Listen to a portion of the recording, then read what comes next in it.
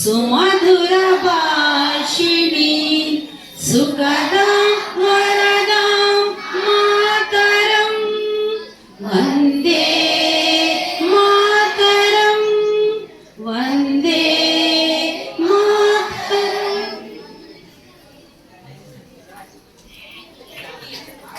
Thank you madam. అందరూ మీ యొక్క స్థానంలో ఆశీర్వాదం కావాల్సిందిగా కోరుతున్నాను.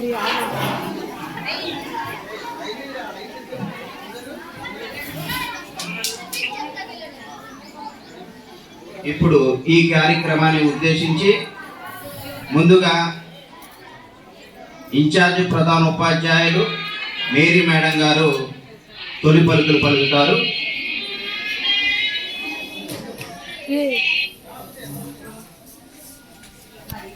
ఈనాటి సభకి ముఖ్య అతిథులుగా వచ్చేసినటువంటి డిప్యూటీ ఎంపీ గారికి మా స్కూల్ తరఫున జడ్పీ స్టాఫ్ వాళ్ళు విద్యా కుటుంబం తరఫున మీకు స్వాగతం చెప్తున్నాను సార్.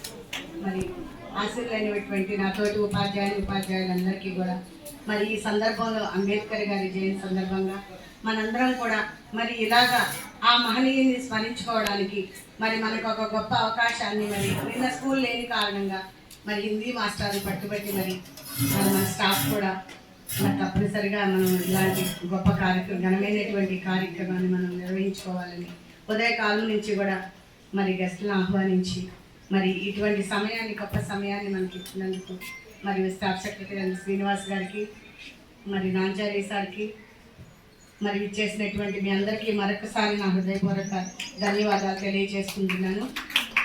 అలాగే నా ప్రత్యేక ధన్యవాదాలు నాంచారి సార్ గారికి మరొకసారి నా ధన్యవాదాలు తెలియజేసుకుంటున్నాను. మరి నిజంగా ఈ రోజున మనం ఆడవాళ్ళని ఎలా చదువుకుని ఉద్యోగాలు చేసుకుంటున్నామన్న అనుకున్న స్వాతంత్రం సంపాదించుకోవడం ఒక ఎత్తు అయితే దానికి మరి రాజ్యాంగం లేనిదే ఒక గుర్తింపు రాదు. కాబట్టి మరి అటువంటి ఒక గొప్ప రాజ్యాంగాన్ని ఇంగ్లీష్లో ఉంటుంది అన్నమాట. Ours is the lengthiest constitution. మనది మన రాజ్యాంగాన్ని మనం రూపొందించుకున్న తర్వాతనే మనకి స్వాతంత్రం వచ్చినట్లు లెక్క అనమాట. అందుకే మనం జనవరి 26 కూడా మనం జరుపుకుంటూ ఉంటాం. మనందరికీ తెలిసిన విషయం అది రిపబ్లిక్ డేగా. ఎందుకంటే ఒక దేశం గణతంత్ర రాజ్యంగా సర్వసత్తాక గణతంత్ర రాజ్యంగా ఉండాలంటే దానికి ఒక ప్రత్యేకమైనటువంటి రాజ్యాంగం అనేటువంటిది ఉండాలి. దాని యొక్క రూపకర్త అయినటువంటి అంబేద్కర్ గారిని మనం స్మరించుకోవడం ఎంతైనా గర్వకారణం.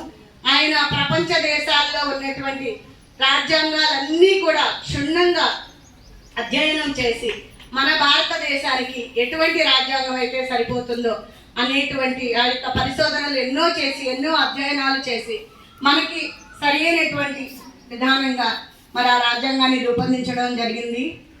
మరి ఆ రాజ్యాంగం ద్వారానే ఇవాళ మనం ఏ హక్కులైతే మరి అందులోనే మనకి పౌర విధులు ఉన్నాయి, హక్కులు ఉన్నాయి. కాబట్టి ఇవాళ మనం అనుభవిస్తున్నటువంటి ప్రతి హక్కు కూడా ఆయన మనకి రాజ్యాంగం ద్వారా కల్పించినటువంటిదేనమాట.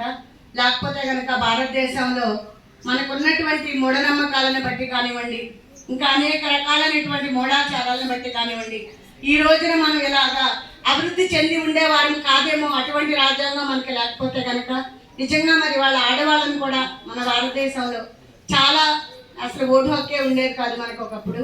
అసలు మనకు రాజ్యాంగం లేనప్పుడు ఓటు హక్కు లేదనుకోండి, మనం డెమోక్రసీ ప్రజాస్వామ్య అమల్లోకి రాకృతం వచ్చినా సరే మరి ఎంతో స్థిరమైనటువంటి మనము బాలలు కానివ్వండి, వృద్ధులు కానివ్వండి, సమాజంలో ఏమాత్రం కూడా లెక్కలేనటువంటి వాళ్ళంగా ఉండేటువంటి వాళ్ళం అనమాట.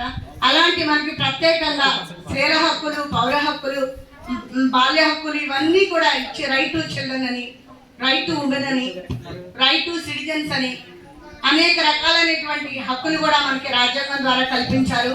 ఆ రాజ్యాంగ రూపకర్త మన డాక్టర్ బిఆర్ అంబేద్కర్ గారండి.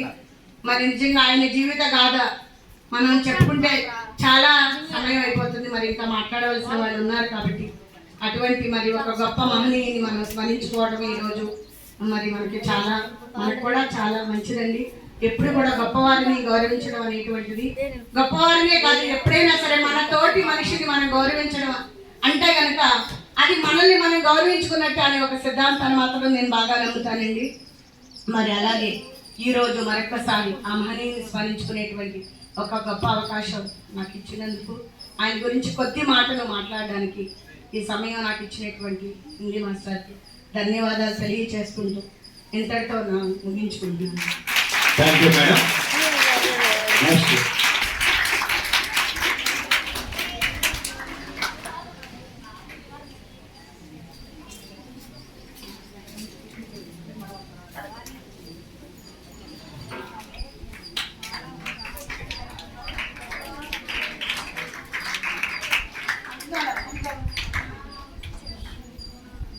మా తోటలలో విద్యా కుటుంబానికి ఇచ్చేసినటువంటి డిప్యూటీ ఎండిఓ గారి శాంసన్ సార్ గారికి, అలానే మా పాఠశాల ఇన్ఛార్జి హెచ్ఎం గారు అయినటువంటి మేరీ మేడం గారికి,